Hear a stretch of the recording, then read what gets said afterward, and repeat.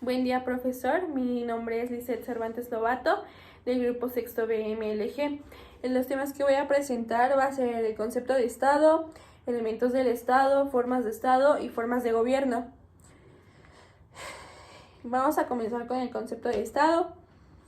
¿Qué es el Estado? Es una forma de organización política que cuenta con el poder administrativo y soberano sobre una determinada zona geográfica. Esta organización política se constituye en un determinado territorio y tiene el poder de administrar la vida en sociedad. Es decir, que el Estado es el conjunto de instituciones que tienen como finalidad administrar los asuntos públicos. Después tenemos los elementos del Estado. Vamos a comenzar con la población, también llamada como pueblo. Es el conjunto de personas que viven en un lugar determinado, el conjunto de personas que viven de los límites de un estado, y todos los ciudadanos disponen de una serie de derechos y de deberes. También tienen el derecho de votar y de ceder el poder a quien quiera que los represente. Después tenemos el territorio, que consiste en el espacio físico donde se desarrolla el estado, es decir, un espacio en la tierra físico, existente y real. Todos los estados poseen un territorio y unas fronteras que delimitan su área, y el territorio es suyo para administrar, ceder, proteger o explotar económicamente como mejor les parezca. Después tenemos el gobierno, que consiste en la organización política de un estado y la entidad que permite tomar las decisiones políticas del estado. Todo estado debe contar con instituciones firmes y duraderas para gestionar la vida en sociedad, así como con autoridades para regirlas y métodos soberanos para decidir quién ejerce la autoridad en su territorio. El gobierno ejercerá la política y la administración del Estado por un tiempo definido a base de las reglas jurídicas, culturales y políticas de la población. Después tenemos la soberanía. La soberanía es el poder del Estado, el poder supremo, que esto implica que no existe ningún poder por encima de él. La soberanía representa una especie de consenso sobre quién y sobre qué territorio. Después tenemos las formas de Estado.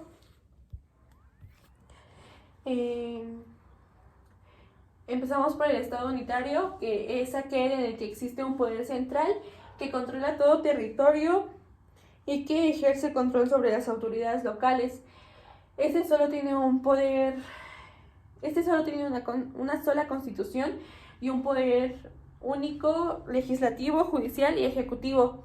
Después tenemos el Estado federal, que es aquel que cuenta con un gobierno central que no centraliza todo el poder. El poder reside tanto en dicho gobierno central como en las instancias locales, las cuales pueden establecer sus propias leyes y que incluso se pueden imponer hasta cierto punto a las establecidas por el gobierno central. Las regiones siempre están subordinadas por el gobierno central, pero gozan con un mayor rango de autonomía. Algunos ejemplos del Estado federal son los Estados Unidos, México, Venezuela, Suiza, Australia, Alemania, Rusia o Pakistán o Argentina. Después tenemos el Estado regionalizado. Es aquel que tiene un pasado como Estado unitario. Actualmente se encuentra dividido en regiones con un rango muy alto de autonomía, el cual varía dependiendo de cada país. Esta autonomía es suficientemente elevada como para considerar que el Estado está dividido políticamente en regiones a las que el gobierno central ha cedido gran parte de las competencias.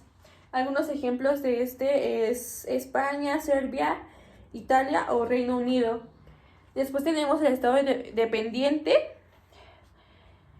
que es aquel que nace de la unión política entre países, pero no hay una preservación de la independencia propia de los estados confederados, sino que depende uno de otro. es decir, que no hay una incorporación como tal, pero que sí dependen políticamente del Estado,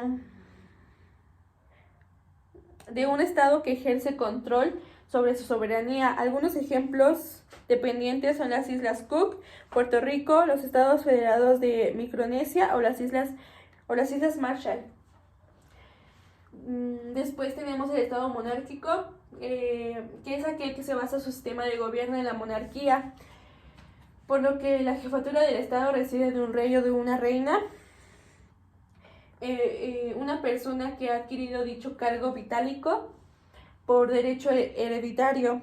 Estos estados pueden ser de diferentes tipos, como la monarquía constitucional, la monarquía semiconstitucional o la monarquía absoluta.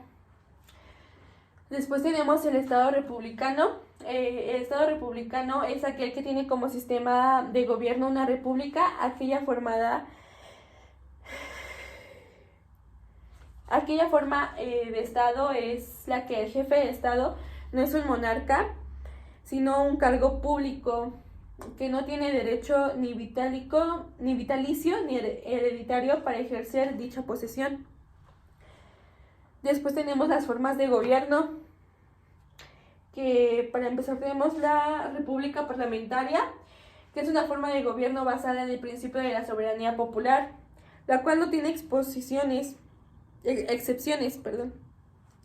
En ella se da por supuesto que todas las personas nacen iguales ante la ley y que no existen derechos hereditarios que pueden quebrantar esto. Además de no contar como la figura de un rey o una reina, se basa en un sistema parlamentario en la que hay una distinción entre jefe de Estado y jefe de gobierno. De esta forma se establece una clara diferencia entre el poder legislativo y el poder ejecutivo. Después tenemos la república presidencialista. En esta tampoco hay un rey o una reina, pero también hay un parlamento. Sin embargo, en este caso el jefe es elegido directamente por los votantes y no por los miembros de un congreso o parlamento. También como jefe de gobierno, quedando relativamente unidos a los poderes legislativo y ejecutivo. Después tenemos la república unipartidista, que esta se basa en la existencia de un único partido político capaz de acceder al poder. Después tenemos la monarquía parlamentaria. En esta forma de gobierno hay un rey o una reina que ejerce como jefe de Estado, pero su poder está muy limitado, tanto por el poder legislativo como por el poder ejecutivo. En muchos países el tipo de monarquía parlamentaria que se utiliza confiere al monarca un papel puramente simbólico, creado fundamentalmente para dar imagen de unidad o para actuar en casos de emergencia nacional. Después tenemos la monarquía absoluta. En las monarquías absolutas el rey o la reina tiene un poder absoluto de casi todo para imponer la voluntad al resto de los ciudadanos. Todas las herramientas de imposición de normas creadas para regular la vida social están situadas bajo el poder del monarca, que las puede modificar y no someter a su control. Tradicionalmente las monarquías absolutas se han mantenido legitimadas bajo la idea de que el rey o la reina son elegidas por fuerzas divinas para guiar al pueblo. Después tenemos la dictadura, que en las dictaduras se da la figura de director, que tiene un control total sobre lo que ocurre sobre la región y que normalmente ostenta este poder mediante el uso de la violencia y las armas. En esta forma de gobierno en la que alguien tiene la capacidad de dirigir el país tal como podría dirigir su casa una persona soltera. Además, al contrario de lo que ocurre en la monarquía absoluta, no se intenta mantener una imagen positiva pública ante los ciudadanos, Simplemente se manda sobre ellos utilizando el terror y las amenazas mediante normas basadas en el castigo. Y eso sería todo. Gracias.